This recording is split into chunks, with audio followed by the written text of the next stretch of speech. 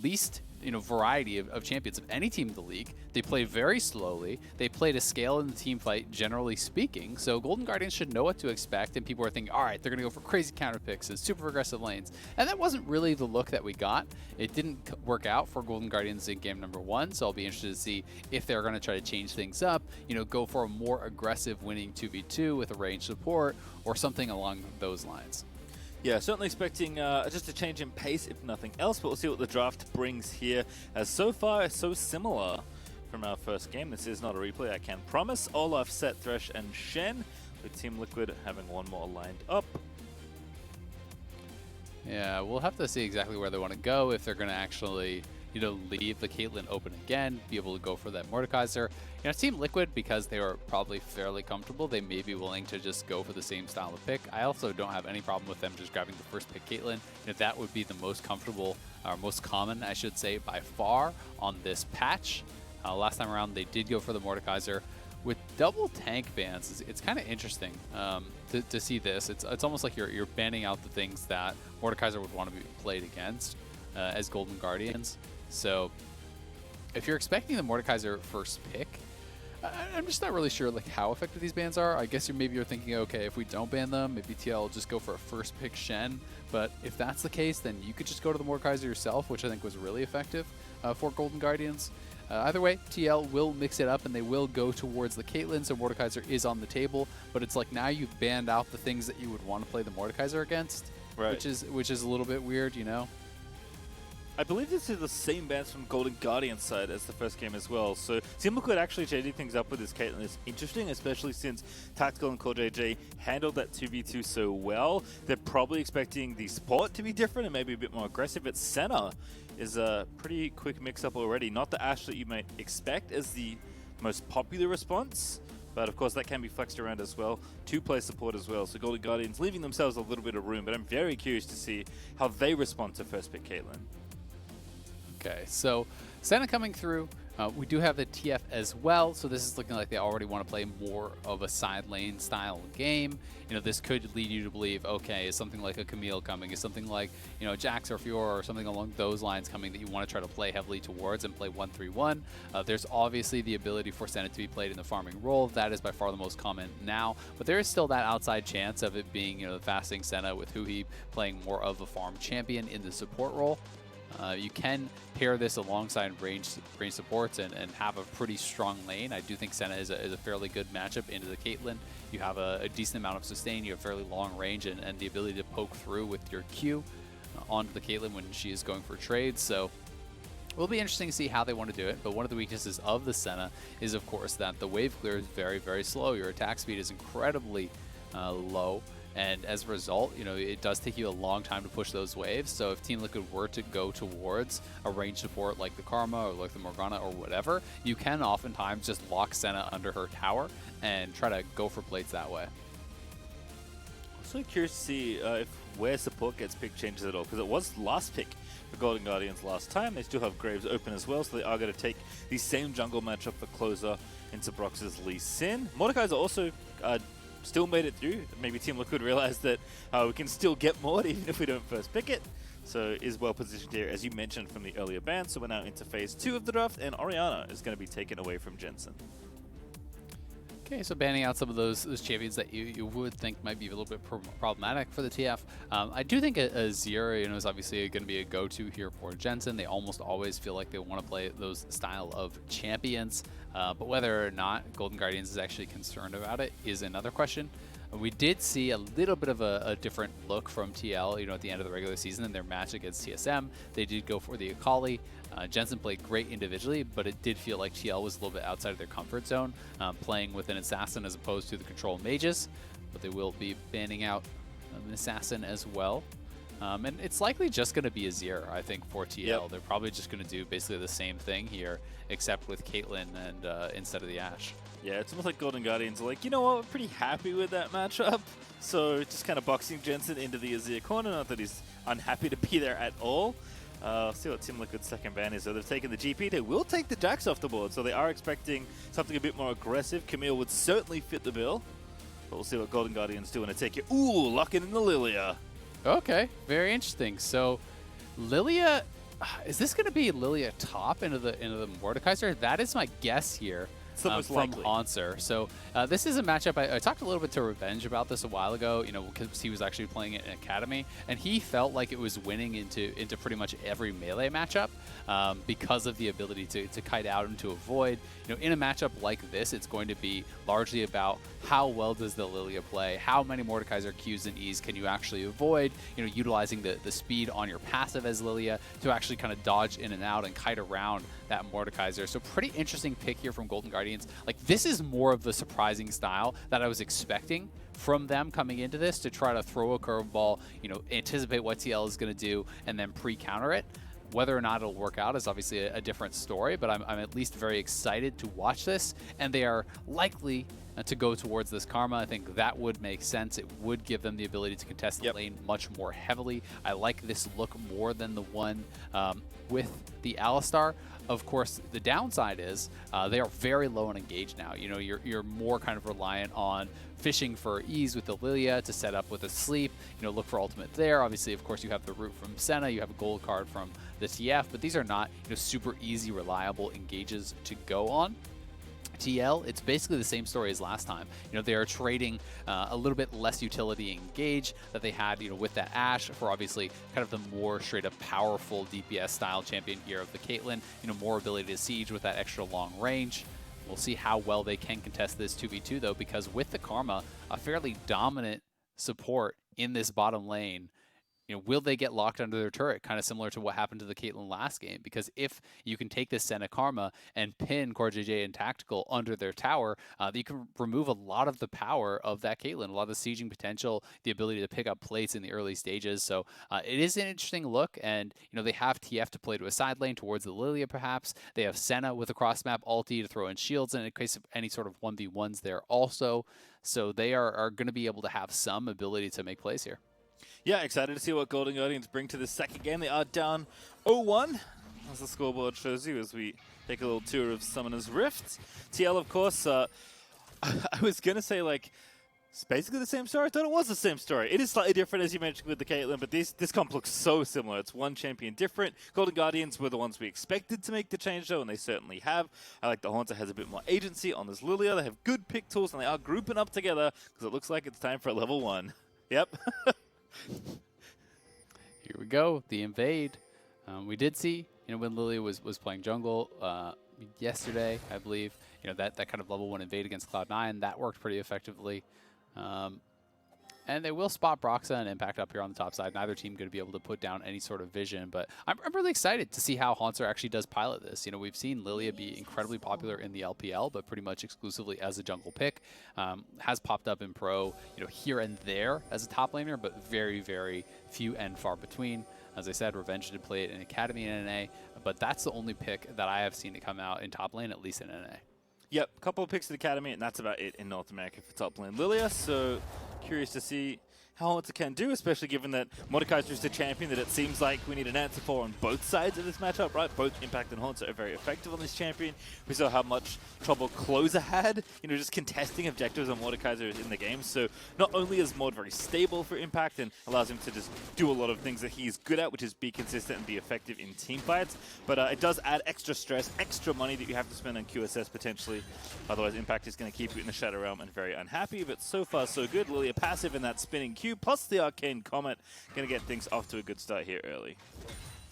Yeah, this is such an exciting matchup. You know, it's always fun to kind of learn how a matchup goes, like alongside it in a game, you know, especially when there is something surprising. You don't think that Impact will have played a lot against this, so you were expecting that Haunter is going to be more comfortable in the matchup, that he is going to have more experience, you know, playing Lilia top than Impact will have playing against it.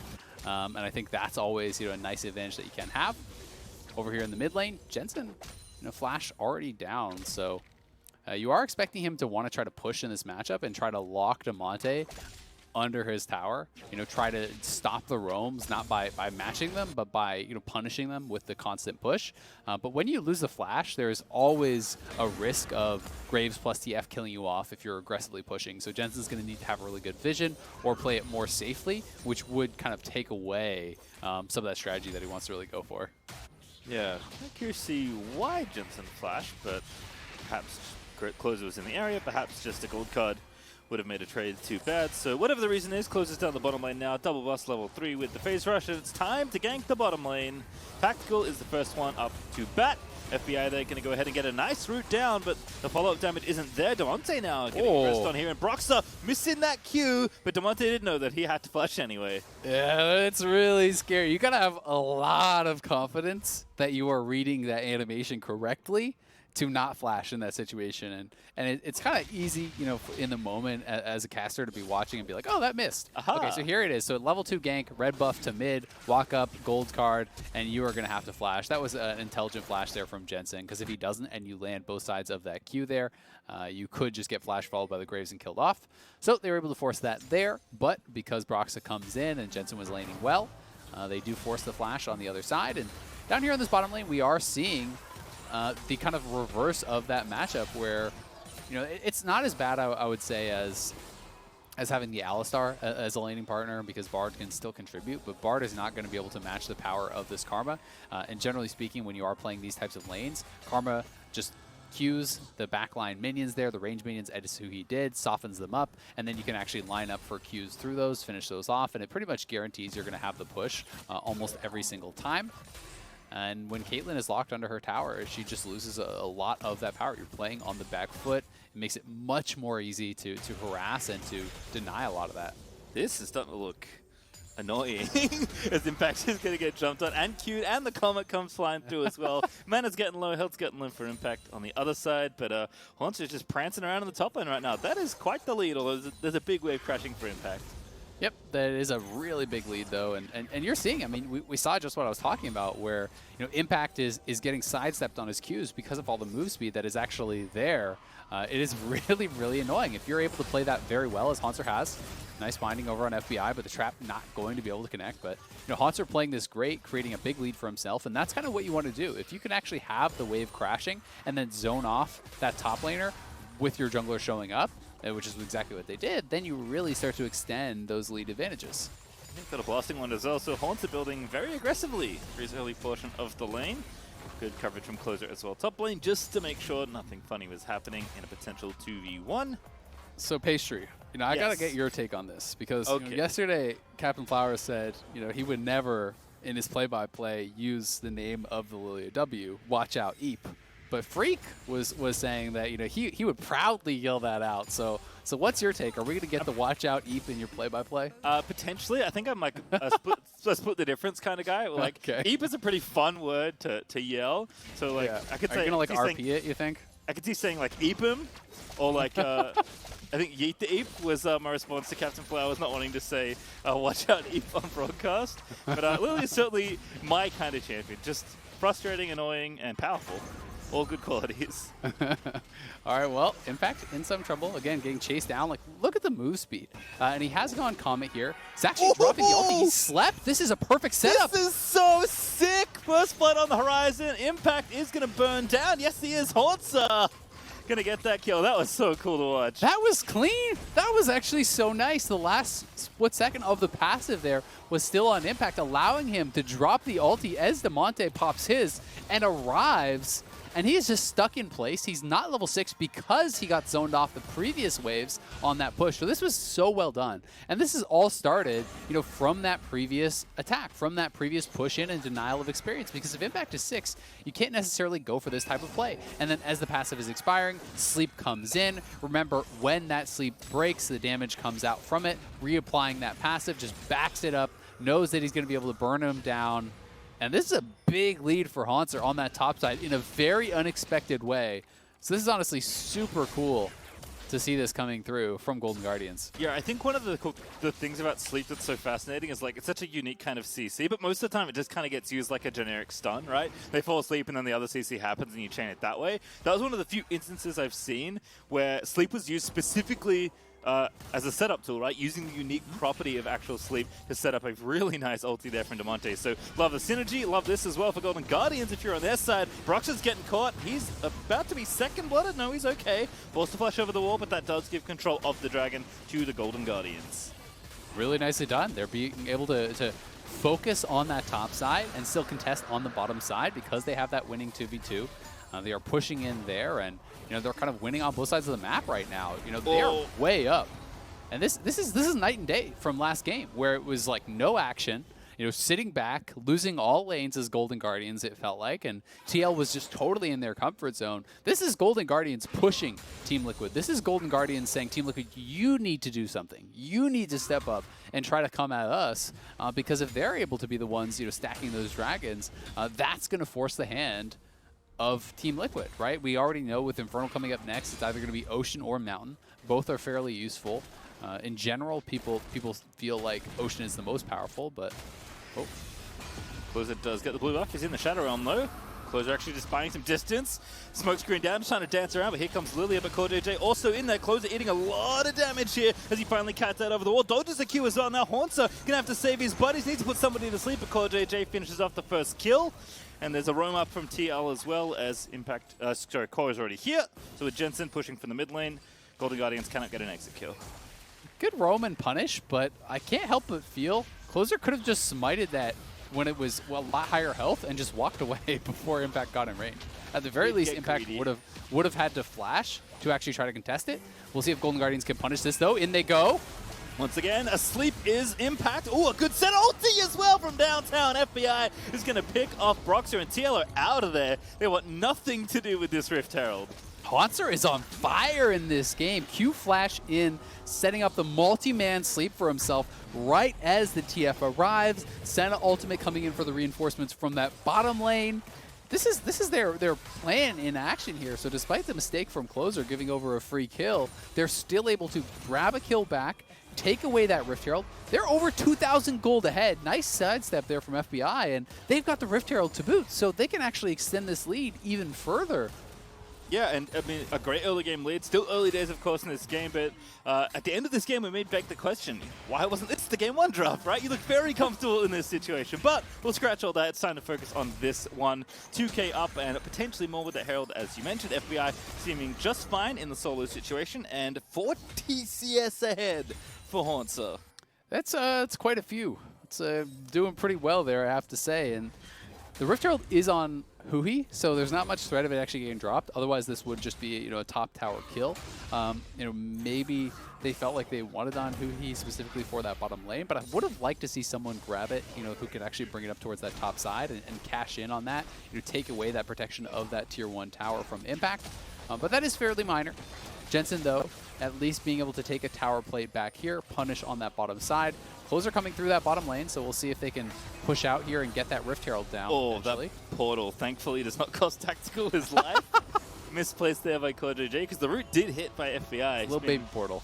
On point with the skill shots. Landra's Torment, by the way, finished for Haunter, which is very common in the solo lane Lilias. Also common in the jungle after you get your jungle item. But if things were bad for Impact before, they are terrible now in the 1v1. They really are, but the question is, if Haunter can't actually take down the tower at this point, can he extend the advantage, right? I do think that he has a pretty enormous advantage, but if they just kind of farm even from this point, because the Rift Herald's not there to actually crack up on that top side, then Impact may be able to get a bit back towards the comfort zone. I'm also really interested to see where Haunter is going to take us from here. I've seen a lot of different variations of Lily in the solo lanes. I've seen Leandry's into essentially full tank. I've seen Leandra's Rylai's into tank. I've seen full AP. So Haunter's take on it will be interesting. I do think, at some point you want to get some sort of tankiness in that build. Whether it's a Deadman's for the move speed to be able to position your Qs better, or something, like a Spirit Visage. Both can work, but because of the nature of the champion, you're relatively squishy, and you have to throw yourself into the middle, and that puts you at risk. Haunter going to have to dash out of there. Broxer, they're going to find that Q. Help is on the way, but not soon enough. Haunter is going to be clawed back and not killed. No, I take it back. Broxer with the red smite is able to take him out. Yeah, the burn barely getting Haunter there. The sleep was nice to try to get out. Honestly, pretty close. If he took a little bit less damage there, he could have escaped potentially. But Broxer able to finish him off just before Closer can arrive with the peel. So a nice roam there from CoreJJ. Him and Broxer being able to group up to get something done. Very important that they do limit this lead because it was getting pretty big. Ooh, Devontae going to get sped in there for a gold card, but Jensen setting up the soldier to dash back to, didn't dash back in time, so it's an empowered Q for his trouble, but just some poke there and nothing else following. But Golden Guardians trying to wrest control of this dragon area once again. They are onto the Infernal. And that's why that poke matters, right? Because Jensen, does have to use those health potions, so he's not going to be in a terrible spot. But they are trying to poke him out to dissuade any sort of a take. May be down to the smite here. Yep, steal incoming, not given though, as Devontae going to find Broxy in the back of the pits. Huhi getting jumped on, Broxy going to flash out over the wall, but Impact's put Huhi in the Shadow Realm, so he's going to have to kite it out for a long time, and he just doesn't have that at all, as Tactical's going to take him out once he pops out of the realm. So Golden Guardians, they do get the dragon, but it does cost them their support. Honestly, not a big deal. It's a pretty small price to pay. Agreed. I mean, you're giving over the karma, but you got teleport off of Impact, you got the dragon, you got flash off of Broxa. So I think you should be happy with it, and I'm glad that Golden Guardians didn't overcommit to try to defend him and potentially risk actually just losing a fight off of it, because they are continuing to snowball this, and this is Ocean Soul. We are going to see TL want to fight this next dragon for sure.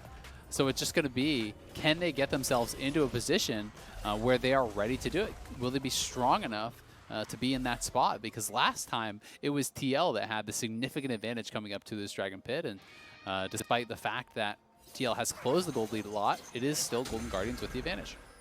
Haunter now back to his rightful 1v1 up against Impact. That CS lead has diminished somewhat, but Haunter is still being awfully annoying, as FBI going to go ahead and catch this top wave. Not quite transformed on the Manamune, but can't be too far away at this point. As Closer and Huhi clear out this vision here. There's probably just going to be a bit of waiting between the next dragons, but as you mentioned, that's certainly something that Golden Guardians, given the position of this game, are happy to wait and fight for, because Team Liquid must start contesting for those objectives. And we'll see if they're going to be able to do that. Lethality will be the build here for FBI following the Muramana. So I think it makes a lot of sense. There's no true tank over on the other side. No one's building up any armor at this point. You do have, really fed AP threat with this Lilia up on the top side. So going for that flat armor pen makes a lot of sense. Closer likely going to be doing the same thing here. So they will have quite a bit of burst, right? And they also have a fair bit of backline reach. If Haunter can actually land a sleep onto multiple people, you're going to have not only the Senna ult, but in a team fight, you'll have Graves ultimate, you'll have Wildcard, potentially poke from that Karma. So there is the potential, if Haunter can get that set up, to really just burst someone down 100-0 in that backline. Haunter going to clear out this crab, give himself a little bit of vision. Impact, though, going to contest. Who is going to win Iron Chef Battle Crab? Ooh, Haunter actually just going to get ulted by Impact instead, so now he's just going to kite it out because Brox is on the way. The Claw is going to connect. Haunter is going to put him to sleep, but he's not going to be out in time. Brox misses the Q, but he's got the Ward Hop follow-up, and everything's A-okay. Yeah, stepping forward there, well, pretty much no one from his team was down on that side.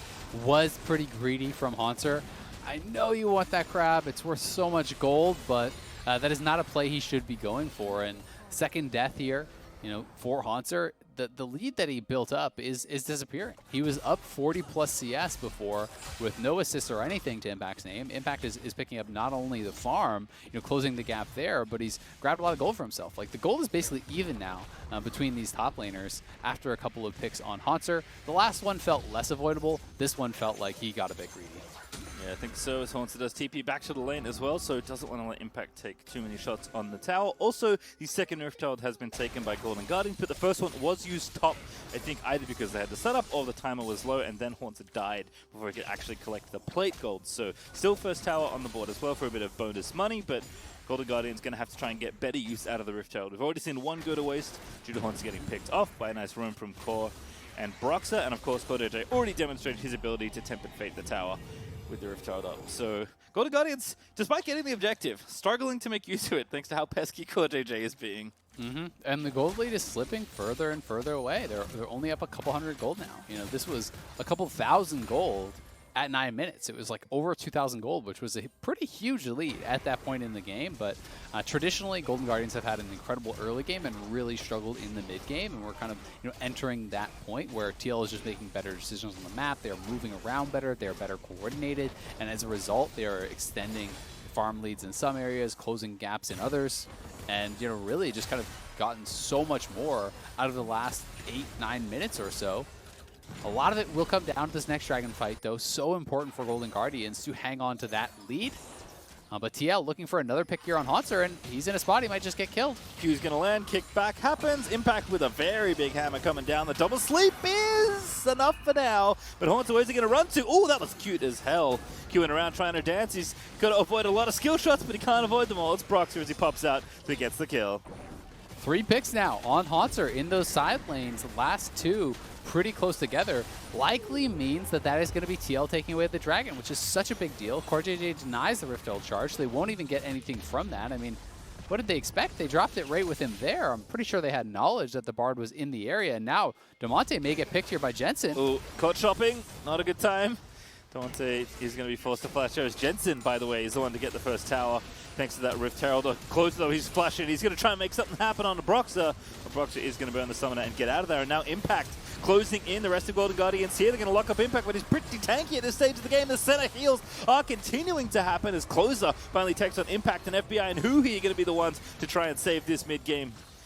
Is going to miss. Shields were so big there on Closer. He got the Empowered, the Mantra Shield from the Karma, plus the Senna Ultimate Shield at the same time. The Senna heal comes through, so TL just underestimating the protection that they had there, and that was a fight that they were looking to take. Impact didn't have his ultimate, so they just fight their way out of it. And Golden Guardians, despite getting picked, they're the ones who actually end up getting the Dragon because TL did not make a quick move towards that pit. So pretty good play there from Golden Guardians, but also a mistake from TL to not just try to force the issue right on spawn when they did have that 5v4 advantage. Yes, Jensen was on the top side, but he had teleport, so they could have just pushed that and eliminated that quick soul stacking potential that Golden Guardians has, because they are now 4.5 minutes away from a potential Ocean Soul. Yep, and that is the snowball that Golden Guardians will be looking to sew up this game. Second item also done for FBI now, and it's Edge of Night, wanting some protection from Bard most particularly, but plenty of good reasons to buy the more defensive lethality item. And Transform should be underway, not quite there yet, but can't imagine it's too far off given how long he's had that item. Tactical has caught up in CS after that laning phase, so it's been kind of just vacuuming up farm in the mid lane, but we've seen the power of the utility between these two champions on the Golden Guardian side, and if fights continue to go like that, Closer can be super powered with his aggressive build as well through these team fights. Golden Guardian's going to have a much better time trying to take over a game from Team Liquid, which is honestly just a challenge in and of itself. Liquid, again, makes so few mistakes that I would say it's less about Golden Guardians being not that good at converting their leads, because I think that has not been as true in the back half of their season, but Team Liquid are just such a hard team to open up. Yeah, exactly. They've been really actually difficult to crack, and they are ahead in gold despite everything that has been going on. You know, it's mostly down to that Dragon takes that Golden Guardians can have to do. Oh, knocked out that Edge of Night, and he does force the flash. Yep, FBI forced to get out of there, so couldn't quite sidestep it. Very well placed, as expected by CoreJJ. Golden Guardians will continue this 2v2 push of the mid lane. Everyone wants to knock down the mid outer tower. Golden Guardians are the closest by a lot, but have to be careful not to get picked off in the process. Closer also going to take the blue buff because Swift Fade is top lane, but CoreJJ has something to say about that. He's going to get some vision, and Closer's going to go ahead and escort the buff to safety. Yeah, so we'll be able to secure that for themselves. TL setting up around that Baron pit. We'll see if they're going to be looking for any sort of aggressive plays towards it like they did last game. They do have the Azir, so they have the potential to look for that, but would be risky, and Tactical may be getting caught out. Here comes Damonte, wrong side, but the portal is going to keep him safe. That does open up enough space to take down mid-tower at least, but Tactical does find the safety of his teammates. Golden Guardians are going to try and knock the last few orders into this tower. And Damonte, with the Lich Bane completed alongside that 10-stack Rod of Ages, is going to be enough, but he's now caught by Impact. Pops the Ghost, gets put into the Death Realm, and doesn't have all that many places to ghost around to. He's going to try and stay near his teammates. Impact wants him dead. Damonte going to get pulled back. No, it misses, and now the turn could happen here. Haunter also joining in the fight. The center ulti is real nice through most of Team Liquid, and Epip, just misses. Impact actually is going to go drowsy, but they don't have the follow-up. Looks like he got woken up by a stray spell that came through for Golden Guardian, so no picks forthcoming, as Golden Guardians do counterpunch well. All right, well, Golden Guardians going to go ahead and clear out this crab because it is time to set up for that next dragon. They took the mid-outer. They've got a little bit more space to work with in the central section of the map. A minute 30 until that dragon is up.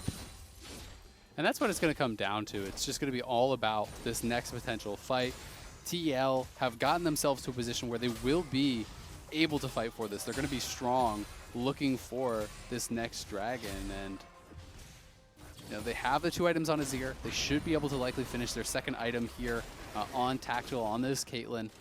And it's just going to be up to execution. Who's going to be able to get to the area first? The lead in that top lane for Haunter is largely gone. And Haunter is just going to have to try to be able to find that good setup with the sleep. You know, we saw that executed a couple times early on in the game. And we'll see if he can find any sort of picks with it, you know, coming up potentially for this dragon fight. Has gone a bit more aggressive with his build, though. As you mentioned, there seems to be lots of different ways you can take Lilia as a champion. He is going for kind of a classic combination, Rylai's plus Liandry's, so going to be a lot about utility and damage over time, and setting up long fights where he can chase people down with the extra move speed from the Q. Certainly would love to see a cool setup Lilia fight. I've seen a lot of good uses of her pick tools in combination with TF, but I am looking for, you know, a 5-man Q into 5-man sleep, which is ambitious, but certainly effective if you can land it. That is the dream, the literal dream. They all fall asleep as TL trying to get traction around this dragon pit because they know they need to take this dragon ASAP. Golden Guardians, so trying to wiggle their way in through mid lane. Damonte is also escorting some minions to the top side, so getting that pressure happening there as well. The dragon is spawning in 3 seconds. TL, though, will be first to the objective if they want it.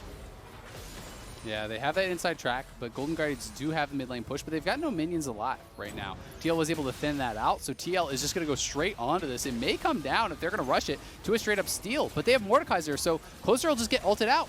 Yeah, Damonte also looking for the flank, but into stasis he goes, Senna ulti out as well. The steal, though, could happen, though, but the Mordekaiser ult does happen to Broxer, able to get the dragon, but can Golden Guardians win the team fight? Tactical dead, asleep at the wheel is CoreJJ. He's going to be the second to fall, as it's 2 picks already for Golden Guardians. Impact the next one, but Hui just gets demolished by that Mordekaiser, as he's going to pick up a double to even up the fight. 3v3 now as the health bars don't look healthy, but Golden Guardians going to back away. Nicely done by TL. They managed to kill off that dragon, preventing Golden Guardians from actually getting that soul. And Vision was so critical in the final moments of that fight. Both Jensen and Impact were incredibly low in that tri-brush, but they didn't have any sort of ward. They didn't have any way to get in. So the initial fight here is started off by Damonte. He goes in with the ultimate. They know they needed to force because the dragon was getting low. And Closer, instead, is actually the one trying to burst this down. They're trying to zone Brox out. You can see who he was trying to get the tether over onto him, but Impact was always going to ult him. So I do think that Closer should have ignored the dragon, gone for the fight, instead of trying to finish that off.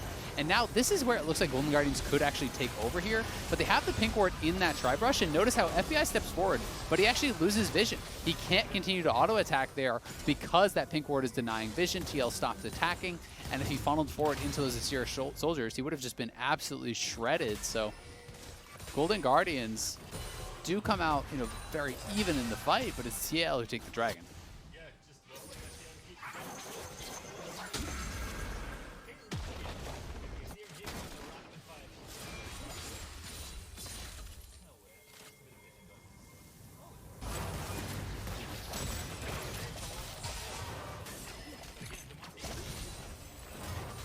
We'll be looking to use that ult on cooldown. Apologies, as I am back, I believe. I can hear you, so hopefully Hello. you're here. I believe I am. But Damonte with the rapid fire cannon was looking for the pick, didn't find it though in the mid lane. Yeah, so not able to get that, but he did go for that rapid fire third, as you said. You know, looking to have a little bit more engage. That is one of kind of the weaknesses, I would say, of their composition here. So he's trying to shore that up a bit. You know, looking to be able to grab picks with those long-range gold cards. They definitely have good follow-up, but the initial engage is going to be the hardest part for them. You can see QSS is bought up now, finally, by Closer. Last game, he did not go for it the whole time through. This time, he is realizing that he needs the QSS. Maybe had a discussion with the coaching staff in between games and is going to be able to pick that up for himself. So it won't just be the guaranteed Mord ult into secure for TL. And come time for this next dragon fight, it's going to be a true 50-50 if TL tries to just rush it down like that, because Closer will be able to QSS out of the Mordekaiser ultimate, will be able to get an opportunity at stealing that dragon and securing Ocean Soul.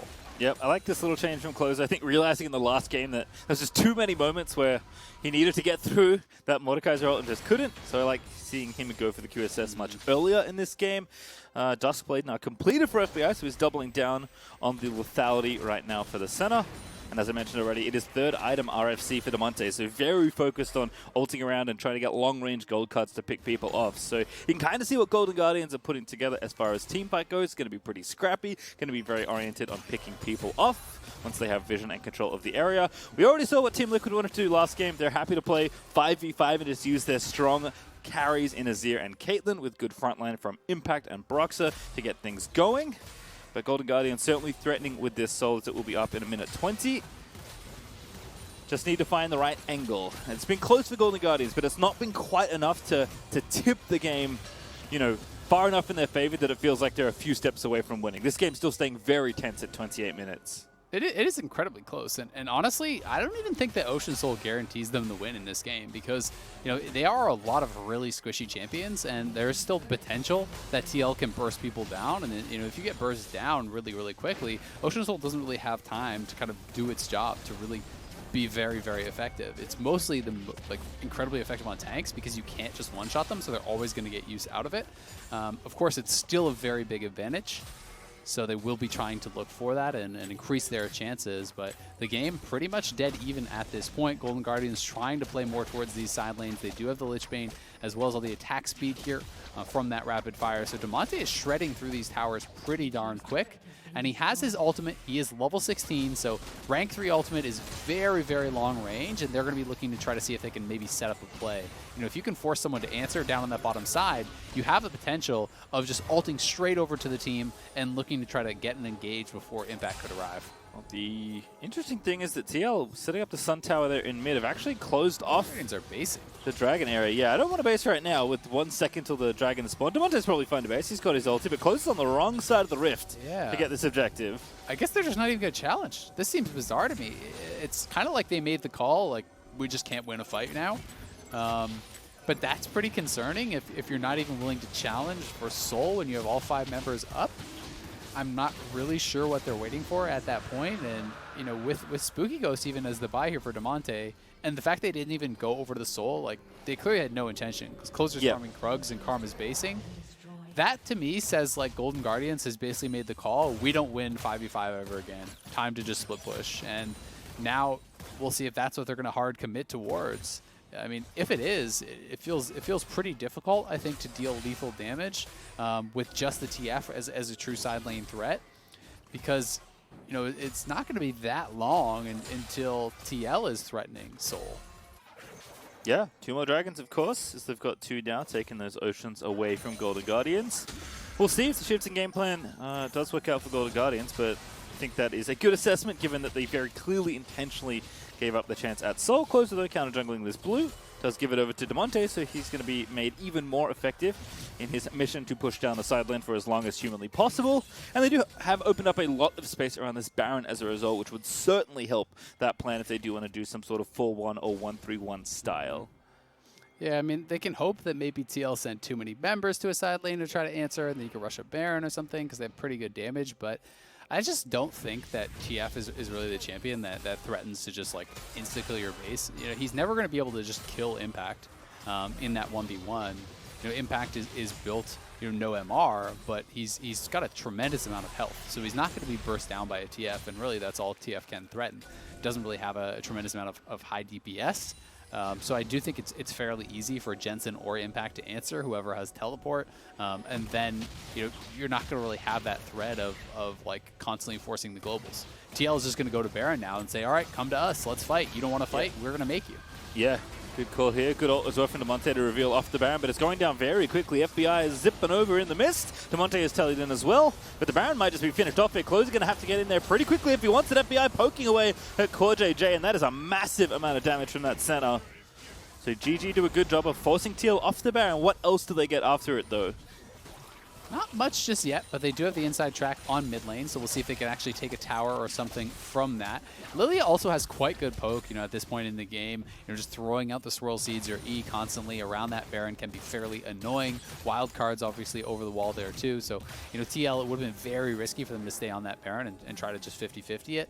But for now, I think they're going to say mission accomplished, right? Because they got the teleport out of Haunter, they got the ultimate out of Demonte, so that is limiting the ability of Golden Guardians to play heavily towards those side lanes. Haunter now pretty much just has to be grouped. Ooh, and Jensen with the attempt, but Closer going to flash on out of there as Haunter maybe going to put Azir to sleep here if they do want to get the counter kill, but just going to spin around, do a pretty good amount of poke damage actually. Golden Guardians won't commit to anything here with all the rest of TL except for Impact all grouped together. Again, it is a lot about playing these side lanes, being annoying, poking people down as Haunter chucks those E's over towards Team Liquid. But the Baron threat is starting to become very real. That Soul threat, of course, is ticking up for Liquid as well, as the next Dragon will spawn in a minute 50. Senna is strong. Graves also decently strong as well. But Golden Guardians, I think, just having trouble figuring out how they want to be navigating this game. They still have a gold lead, actually, if you look up at the gold, but it's not reflective in how the play is, happening. Yeah, I mean, they need a pick, right? Essentially is what they have made the call on. But it's going to be rushed down here again. Oh, Closer gets in there. It's almost dead. Yeah, going to have to go for the seal instead. Closer looking for it. Isn't going to get it, but the fight could go over to GG here. FBI not able to get around the fight just yet as Jensen's able to take down Haunted. Amonte getting very aggressive as FBI. He flashes in as well. That looks suicidal, and indeed, he will be fed by Team Liquid. Golden Guardians, they wanted to win the team fight desperately, but were given nothing but an ace, and the Baron over to Team Liquid as who he is maybe going to escape. A Proxer looking for one more Q as who he is going to juke it, but he's the only one left to tell the tale.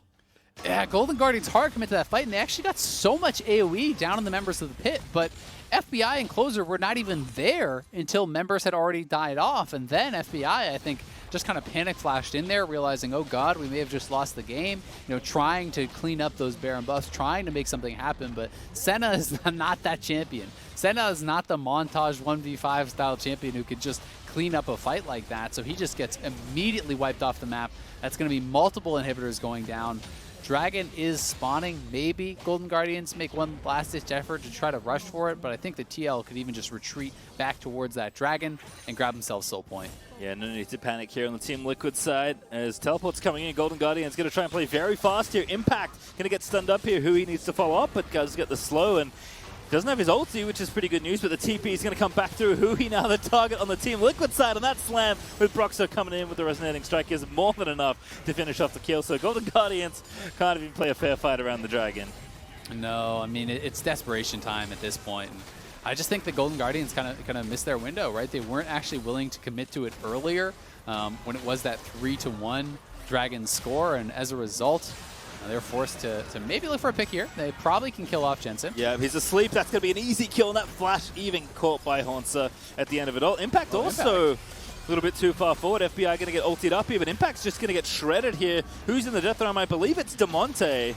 But Broxer is going to try and finish off the rest of the fight. Haunter, though, staying alive. FBI kiting back. The exhaust is very good from Core JJ. The stun's going to latch as well. And Tactical just barely able to finish him off as the rest of TL will save the day. That looked like maybe Golden Guardians were holding off in this game. But now a 4v2 as Hui and Closer must defend their base. And that should do it. You just take down this top lane inhibitor. You wait for the super minions in mid lane. And they should be able to close out the game.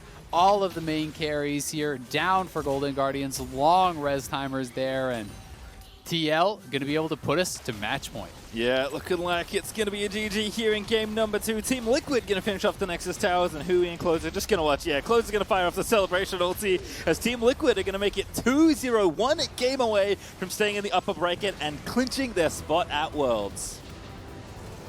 I really liked the attempt here from Golden Guardians, though. A different look from them, in game 2. But TL showing that they are too solid. They are stronger in the mid game, better decision making, better ability to actually play the map. And Golden Guardians did not feel confident to try to force for Soul, which they had been working toward that whole game. And then, as soon as TL realizes, oh, you're not willing to take a 5v5? All right. See you at Baron, right? They're going to force it. They're not just going to sit back and try to answer your side lanes the whole time. TL knew that they had the ability to rush down Baron, with the Azir. I think they just straight up outplayed Golden Guardians as far as the map game, as far as the macro game. They're clearly looking like the stronger squad, and Golden Guardians are going to have to try to come up with something special now to win 3 straight if they want to be able to take down TL. Yeah, going to be a tough one, but TL looked like the #1 seed for a reason. It was stepping away, though, but when we return, the State Farm Analyst Test is going to break down game number 2.